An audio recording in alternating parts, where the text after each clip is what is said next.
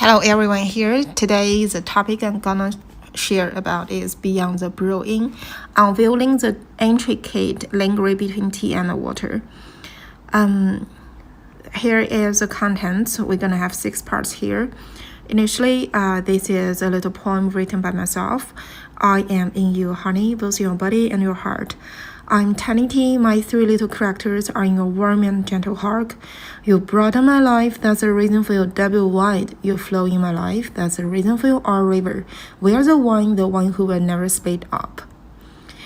These romantic poems expresses the emotional connection between tea and water, from the aspects of the characters in their words, the wild for water and our river for the tea. And okay, next one is the abstract. I have explored the essential relationship between tea and water from the historical context, the cultural and scientific insights. The most important is that I did an interesting experiment. I will show the findings lastly. Okay, the first of all is the cultural background of tea and water. Dating back to the ancient time, we all know that water is the mother of tea, and also the water. The tea has long history, the water has long history as well. The cultural background of tea and water plays an extremely important role in Chinese tea culture. And the historical development. In ancient times, the people believed that the mother of tea, water, and the quality of tea affect the quality of tea, and also the evolution of tea culture. The tea has evolved from the Shen-Nong era to the Ming-Qing dynasty and the modern society. In the historical context of tea and water, we know that the ranking of waters is different. In ancient times, the spring water is the best, the river water is second, and well water is the worst. Why is that? Because Louis said in his book before, in the old times there's less pollution, so the purest and fluent water, spring water is the best. And if you use the river water, you should go farther place. And if you choose the well water, and you have to choose the most used one, which is safe enough. Okay. The scientific principles of tea and water. Here is a chemical and physical change. The interaction process between tea and water involves chemical and physical changes, impacting the taste, the quality, the aroma, because of the rich components in tea and water. And there are 7 factors which are influencing the tea mostly, which are the water hardness, oxygen content, water temperature, pH value, chlorinated water purity, and freshness.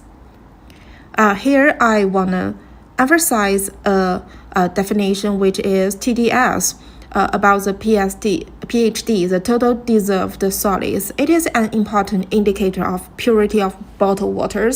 The lower the TDS value, the less dissolved solid substances in the water, indicating the pure water quality. On the contrary, the higher the TDS value, the more dissolved solid substances in the water, which may contain more minerals. Here's a photo from the website, which are 24 bottles water, and I could only buy 11 bottles of water in one supermarket. This is what I bought before, and I chose 2 kinds of Pu'er tea. One is rip, one is raw. This is the dry leaves and the white leaves, very big, like my hand. I selected these 11 commercially available bottled water, and they cover 5 water types, which are distilled water, mineral water, purified water, mountain spring water, and tea water. I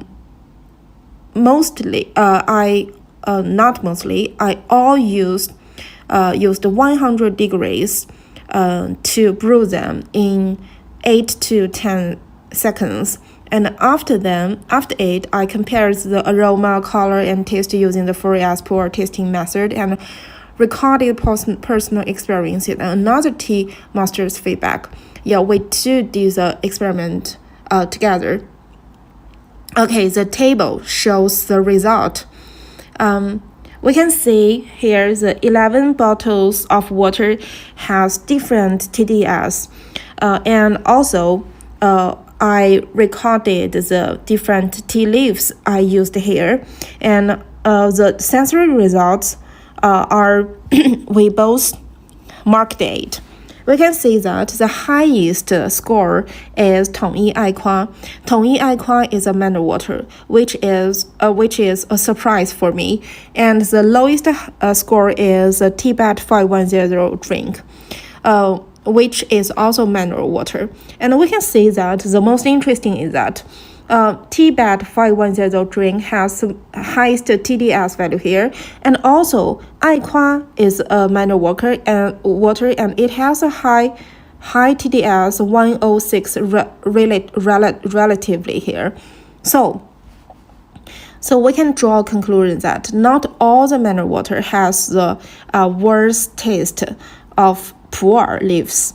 And this is the pictures that I showed in my experiment from 1 to 3, and the first and fifth were the ripe pu'er tea.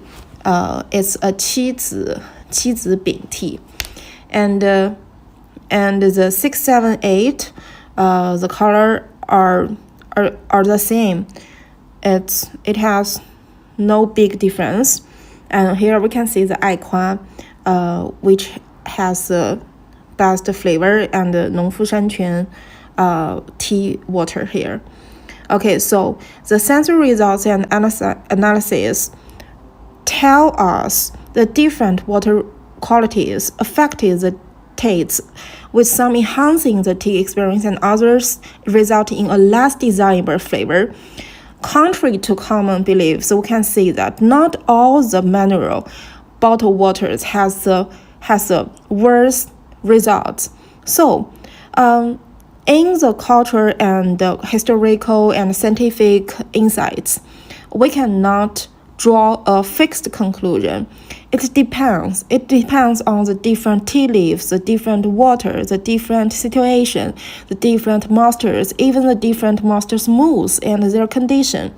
So, I think the experiment shows that many people's preconceived notions about mineral water being unsuitable for tea were incorrect, and we have to do the further research and experiment to explore the more relationship between tea and water. Just as in a relationship, it is love and understanding. The experiment likes a dialogue between tea and water. That's all for today. And finally, I'm always here. You're the same. We don't need to talk. You know me. I love you. It doesn't matter who I am or who you are. That's all. Thank you.